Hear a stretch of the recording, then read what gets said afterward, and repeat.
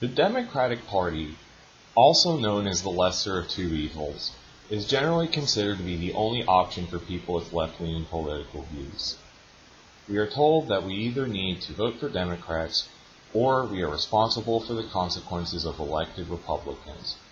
We are told that social movements can only make small, incremental changes, that reform and compromise are the only ways to make progress.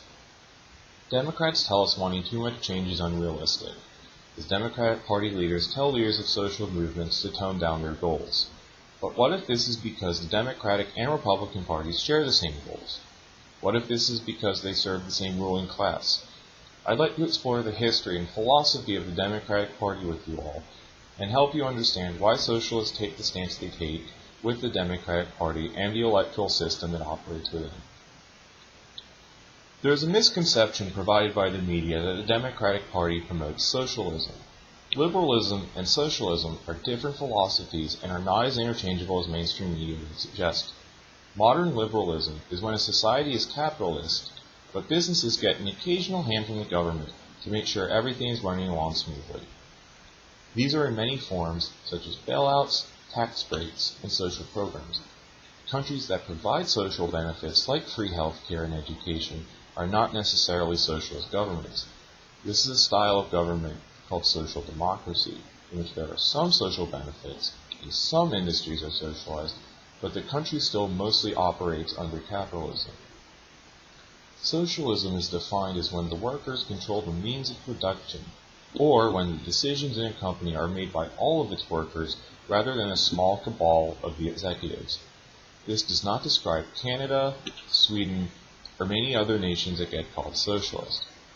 While many countries have separate socialist and liberal parties, such as the SDB in Germany or the Socialist Workers' Party in England, in America we have the electoral college system, the most expensive elections of any nation, and a host of other reasons that keep America stuck in a two-party deadlock, which forces leftists to either compromise with candidates who are only slightly better than their Republican counterparts, or get accused of spoiling the election by voting independent.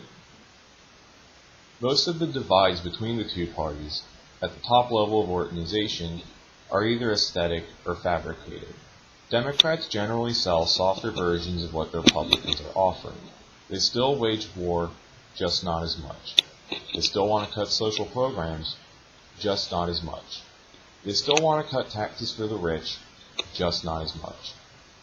Both parties support fake businesses using government resources that are allocated away from social programs. Both parties serve the ruling class by pitting different sections of the working class against each other. Friedrich Engels, one of the founders of Marxism, called the Democratic and Republican parties two great gangs of political speculators who alternately take possession of the state power and exploit it by the most corrupt means and for the most corrupt ends. And the nation is powerless against these two great cartels of politicians, who are ostensible its servants, but in reality exploit it and plunder it. The Democratic Party is often not progressive on social issues, but considered the de facto party on the matter simply because they're not as bad as Republicans. Barack Obama and Hillary Clinton were vocal opponents of same-sex marriage in the 2000s, only changing their minds when polls show voters becoming more acclimated to the idea. Democrats do nothing about climate change, but they're the only major party we can go to because Republicans outright deny its existence. And while unions are almost invisible in the Democratic Party, they are outright vilified by conservatives. So the Democrats have the reputation of being the champion of the people in social movements, but only because they're the lesser of two evils. Both parties support and are supported by big business. In 2008 presidential elections, the Democrats took more donations from the finance, insurance, real estate sector than all the labor and social interest groups put together. Defense contractors were meeting with Hillary Clinton and Barack Obama before the primaries were over. Unions and interest groups only made up 25% of the funding Democratic candidates received during the 2010 midterm election. The average representative spends over $1 million to get elected, and the average senator spends almost $9 million. Both parties look towards the wealthy to finance their campaigns, which is why both parties generally promote candidates based on their ability to raise capital. The Republican Party aims to move the country further to the right. The Democrat Party tries to keep America from moving left. These contrasting yet complementary strategies were made most obvious during the last three primary debates. Republican candidates accuse each other of being rhinos, Republicans in name only, and not being too far enough to the right. Whereas Democratic candidates accuse each other of being too far to the left to attract swing voters. Democrats push a view that the average American is too conservative or not intelligent enough to understand far-left politics, and we can only make small reforms over long periods of time because Americans are just too stubborn and closed-minded to change their minds on anything. Democratic candidates generally make their propaganda negative about their opponents rather than positive about themselves, so voters don't realize how many policies they have in common. The Democrats are also more likely to blame third parties after an election loss. Ralph Nader and Jill Stein have been blamed for Bush and Trump respectively, but Republicans do not blame Gary Johnson for Obama. This is because the Democrats know they have much more to lose by allowing a third party to form, because the only thing that moves the country leftward are independent social movements. In order to understand the Democratic Party, it is important to understand the history of the Democratic Party. Founded in 1792 as the Democratic Republican Party by slave rapist Thomas Jefferson, the party mainly represented Southern plantation owners. As such, the party's primary platform was to expand west, which was the slang term at the time for slaughtering indigenous people to steal their land so they could turn it into cotton plantations. They were originally referred to exchangeably as both the Democratic Party and the Republican Party, which Selfa points out in his book, The Democratic Critical History, as yet another example of the interchangeability of the two main United States parties. Over the years, Democrat and Republican parties have been for and against different social reforms at different times. The Democratic Republicans did talk about equality for Americans, but this equality was exclusive to white males who could afford to own land.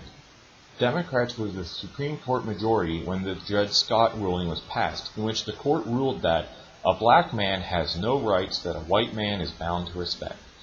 Their main goal, however, was still Western expansion, which was why Democratic President James K. Polk seized northern Mexico in 1847. But the Civil War forced the Democratic Party to change. During the war, they tried to thwart the Union by starting race riots in the North, but when the rebels lost, the Democrats had to change from the party of slavery to the party of segregation. One of the ways they embodied this was electing Woodrow Wilson. Like many Democrats, Woodrow Wilson ran on a campaign of ending racial segregation. However, when in office, Wilson defended Jim Crow laws as states' rights and continued the segregation of bathrooms in federal buildings. When in office, he openly supported the Ku Klux Klan and the movie The Birth of a Nation, which depicts Klansmen as heroes protecting a southern town from black criminals. D.C. officials arranged to have the movie screened to Wilson, much of the White House staff, and other prominent Washington figures, including the entire Supreme Court, one of which was a member of the Klan. The author of the book that the movie was based on was there too, and assured Wilson that there will never be a problem with your segregation policy because of the movie's popularity and anti-black message.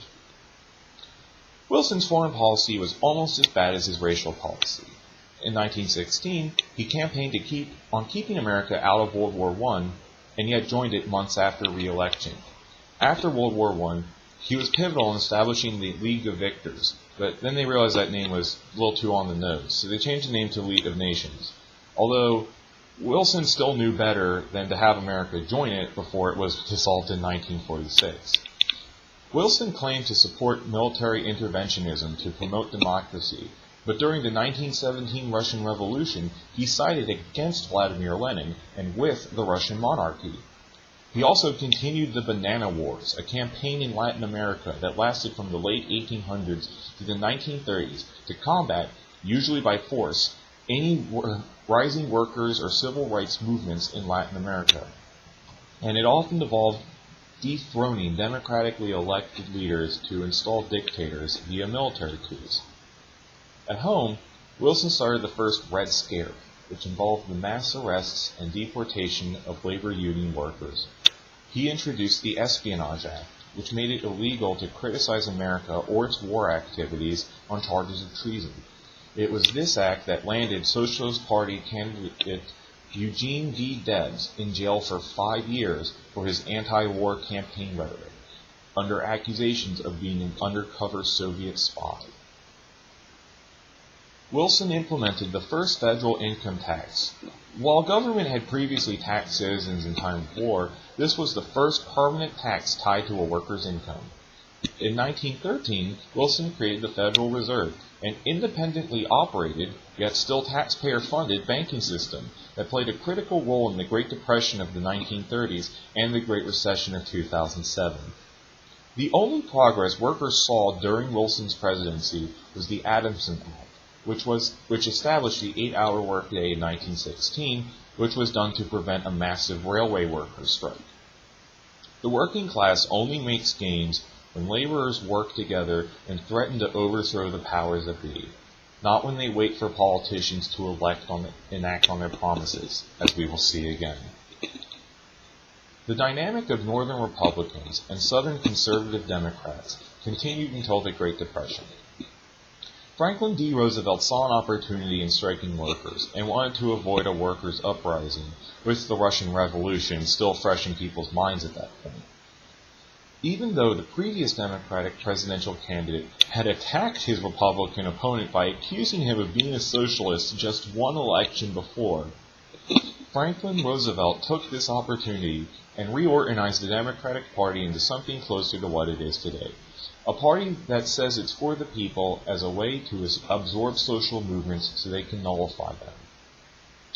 In 1933, FDR signed the New Deal, which had one clause, 7A, which allowed workers to organize and bargain collectively, giving Roosevelt reluctant support from unions and social leaders.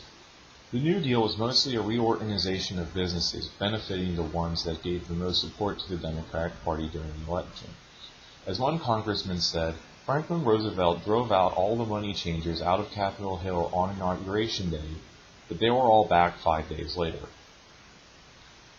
By introducing policies with social elements, such as welfare and Social Security, the New Deal seems like a good deal, but in reality, it was the Democrats' way to channel the anger of class struggle into an institution that gives the least to the working class and the most to the wealthy. Because there is a cap on Social Security tax, the poor pay a higher percentage of their income into the Social Security program. However, not only are the rich eligible for the old age pension program, but they receive more benefits based on their income. So instead of the rich paying for the poor, it's the other way around. Welfare was created to be a tax subsidy so employers like Amazon can pay their workers below a living wage and force taxpayers to pay the difference. The New Deal also sets up a clear divide between Social Security, which is for the deserving elderly, and welfare, which Roosevelt called a narcotic and a subtle destroyer of the human spirit. Ultimately, the New Deal ended up helping the wealthy while giving the working class the illusion of a win to temporarily pacify them. However, strike waves the next year forced FDR to create a second New Deal in 1935. FDR made appeasements to workers in solidarity, but never really took their side. In 1937, when 18 striking workers were murdered by police officers and strikebreakers, Roosevelt did the both sides routine. The New Deal was made possible because workers banded together in common struggle, and even after their candidate got elected, they continued to struggle to make sure he noticed them. However, what got America out of the Great Depression was not the New Deal, but what came after it. As Selfa explains in Democrats: A Critical History, the New Deal did not save the United States economy from the Great Depression, but the Second World War did. Between 1940 and 1945, the U.S. government spent more money than it had in the previous 150 years combined. A flood of government contracts lined the pockets of big business, while wartime aging price controls, the trade unions' federation's no-strike pledge, held down workers' incomes. 2/3 of the more than $175 billion the U.S. government spent between June 1940 and September 1944 went to only 100 companies. And more than $50 billion of this went to just 10 companies. Even though the economy doubled, and half the overall production of the world was happening within the United States borders, only the ruling class saw most of the wealth. The Bretton Woods Treaties in 1944 established the United States as the world's banker through the International Monetary Fund and the World Bank.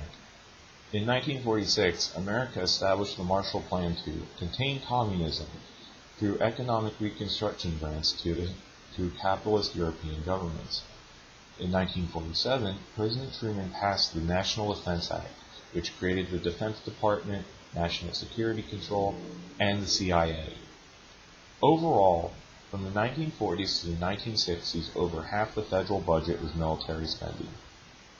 In 1947, Congress passed the Taft-Hartley Act, which required Union leaders to sign affidavits that they did not belong to the Communist Party or any organizations trying to overthrow the United States government by force or by any illegal or unconstitutional means. The act also banned wildcat strikes, solidarity strikes, secondary boycotts, and mass picketing. The next social movement Democrats get credit for is the Civil Rights Act. When John F. Kennedy was on the campaign trail, he promised to end discrimination with an executive order, with the stroke of a pen, as he said. However, Kennedy did not take any action until after the Birmingham protests, after he was already in office for more than 2 years. Kennedy was forced to react to his constituents who were getting tired of waiting for him and co-opted the civil rights movement, reining the hands of movement leaders like Martin Luther King into underplaying the Kennedy administration's previous lack of action in exchange for Kennedy finally delivering on some of his campaign promises. The way Kennedy moved in on the civil rights movement became a model for how Democrats would interact with mass struggle. Only after a movement is big enough to shake the voting base did the Democrats move from obstructing social movements to controlling them. However superficial these changes, it was enough to make many Southern Democrats become Republican.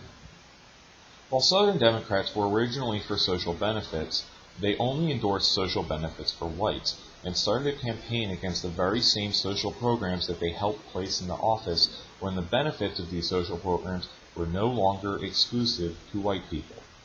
Lyndon B. Johnson finally endorsed the Civil Rights Act in 1964, after decades of calling it the N-word bill. When Johnson's black chauffeur asked to be called by name, Lyndon B. Johnson told him, "As long as you're black, you're going to be black till the day you die. No one's going to call you by name. Just pretend you're a goddamn piece of furniture." After Lyndon B. Johnson endorsed the 1964 Civil Rights Act and the 1965 Voting Rights Act, it was enough to reconfigure the dynamic of the two parties. Republicans responded by specifically targeting racists, a target that quickly became the core of the party's identity. Johnson later established Medicare and Medicaid, using two different programs to reinforce the difference between the deserving elderly and the lazy poor. It also gave the Democrats an answer to social medical programs popping up around the rest of the world after World War II without compromising on the health industry's right to set fees. He also started war on poverty programs that were aimed to attract black youth towards the Democratic Party and away from radical activism. However, by 1966, he was cutting the budgets of these programs to fund the Vietnam War. Johnson thought his war on poverty programs could appease radicals, but Vietnam War protests ended up causing rifts within the Democratic Party, and after Johnson left office, 5 out of the next 6 elections went to Republican candidates as a result of the downfall. With Republicans in office, legislation in the 1970s was what United Automobile Workers President Douglas Fraser could only call a one-sided class war between corporations and labor. Median buying power in the United States peaked in 1973, and the CEO to worker wage ratio has only gotten worse ever since. In the 1970s and 80s, the Republican Party undid many of the social and economic gains of the 30s through 60s. When Jimmy Carter was elected, people expected a revitalization of the 60s movements, but ended up with more taxes for workers, less taxes for corporations, and legislation that made it illegal to use Medicaid funds for abortions. Carter's waged war in the Middle East, reinstated registration for the draft, and changed America's nuclear weapons policy to allow for first strikes. When Reagan was elected, Democrats in the party passed bills to cut budgets for social programs and raise budgets for war.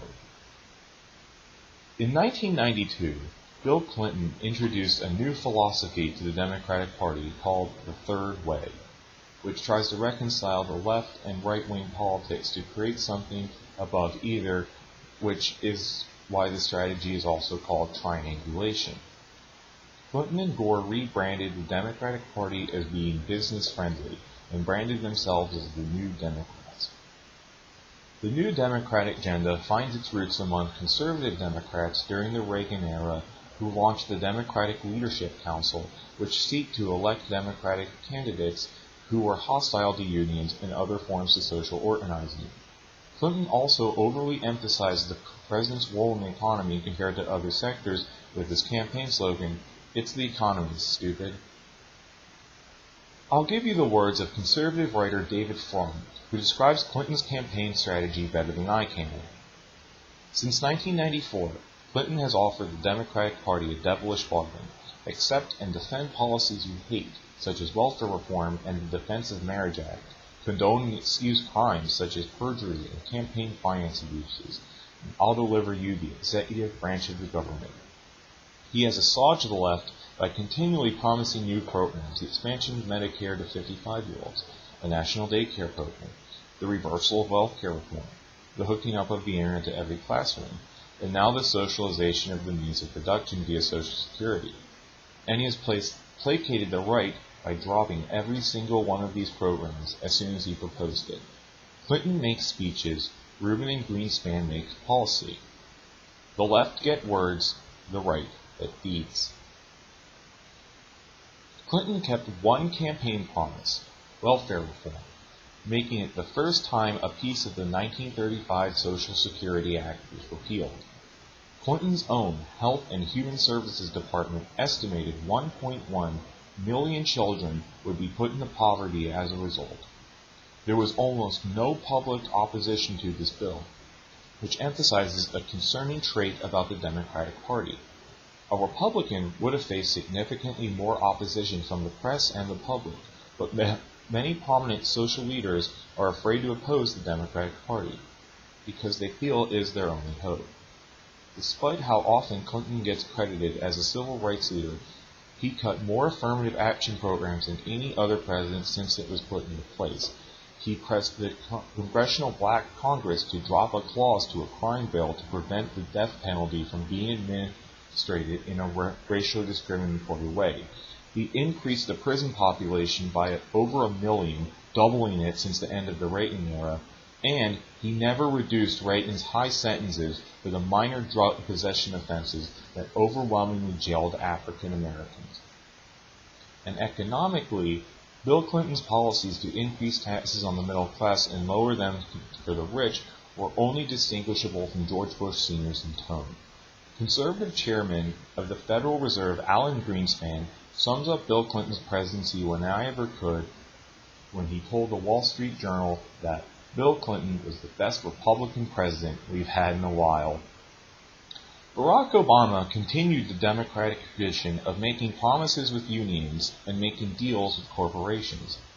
Obama met with the CEOs of the 13 biggest American banks as well as the Treasury Secretary early in his presidency to reassure them he would not impact how banks did business. One of the bankers expressed, "The sense of everyone after the meeting was relief. The president had us at a moment of real vulnerability. At that point, he could have ordered us to do just about anything, and we would have rolled over. But he didn't. He mostly wanted to help us out, to quell the mob." Obama could have used his executive power to wipe out mortgage debt. He could have undid Bush's bailouts, or blocked AIG from taking multi-million-dollar bonuses on taxpayer dollars. But he didn't do any of those things. Instead, he continued Bush's Wall Street bailouts, reappointed Bush's Federal Reserve chairman, and even reappointed Bush's Secretary of Defense to head the Pentagon. Obama's Affordable Care Act, which was called socialist by its critics, is anything but. The act finds its origins in the Conservative Heritage Foundation, which is why Mitt Romney implemented a statewide version of the Affordable Care Act when he was governor of Massachusetts. In 2011, Obama agreed to cut federal spending by more than $1.5 trillion. In 2012, he reinstated tax cuts that were set to expire. Intercept writer Glenn Greenwald commented that Obama has done more to subvert and weaken the left's political agenda than any GOP president ever could. So potent, so overarching, are tribal loyalties in American politics that partisans support, or at least tolerate, any and all policies their party's leader endorses. And while Obama pats himself on the back for the Supreme Court decision to legalize gay marriage in 2015, he opposed federal protection of same-sex marriage until 2012. And during his 8 years in office, Obama deported more than 2.5 million immigrants, more than any other president. The party loyalties could not last forever, and Obama's approval rating went from 69% in January 2009 to 59% in January 2017. Between 8 years of a lame duck Democratic presidents, scandals bogging down Clinton's campaign, many usually Democratic voters decided to stay home or vote for a different candidate in 2016, resulting in one of the lowest voter turnouts in American history for the 2016 election. The Democrats took for granted the amount of votes that they would get through moralism and playing the lesser evil, and as a result, a man who many in the Democratic Party and the liberal media called unelectable became the 45th President of the United States. The Democratic Party would not have lasted for more than 200 years if it was not effective at dealing with people from popular social movements and trying to change it from within. This is something that candidates running on socialist platforms from Eugene V. Debs to Alexandria Ocasio-Cortez learn any time they try to organize with the Democratic Party. Bernie Sanders excited the left with talks of political revolution, but soon these statements were calmed into reforming the lesser evil party. By the end of the primaries, the Sanders campaign was spending much more of its fundraising on television ads and grassroots organizing. The split from grassroots organizing became even more apparent in August 2016 when Sanders announced Our Revolution, a Democratic Party super PAC which caused 4 of his staffers to resign in protest. Sanders became a part of Clinton's campaign that tried to legitimize her to leftists while Clinton pandered to more moderate Republicans who were offended by Trump. Wesleyan Media Study published a study stating that only 25% of the advertising supporting Hillary Clinton's campaign criticized Trump on policy. The other 75% of her advertising criticized Trump on his personality, avoiding that Hillary Clinton was not much more progressive on many of the issues. Even promising candidates negotiate and backtrack from their positions as soon as they begin to cooperate with the Democratic Party, like Bernie Sanders endorsing anti-choice candidates and Alexandria Ocasio-Cortez deleting anti-war messages from her website a day after winning the primary. The Democratic Party has been effective at absorbing and hijacking labor and social movements for the past 2 centuries. Any politician trying to use the Democratic Party always ends up being used by the Democratic Party. It is too powerful to be changed through reform or from within, which is why any attempt to infiltrate the party and break from it, clean or dirty, ends in not reaching the people's goals. The only way to liberate the working class is to create the solidarity movement through meeting the needs of the people, and creating a movement that is independent of parties, a movement that represents the people elected by it, is transparent, and can be held accountable for its actions. When laborers around the world realizes that their bosses and politicians are dependent on them, not the other way around, is when we will all be free.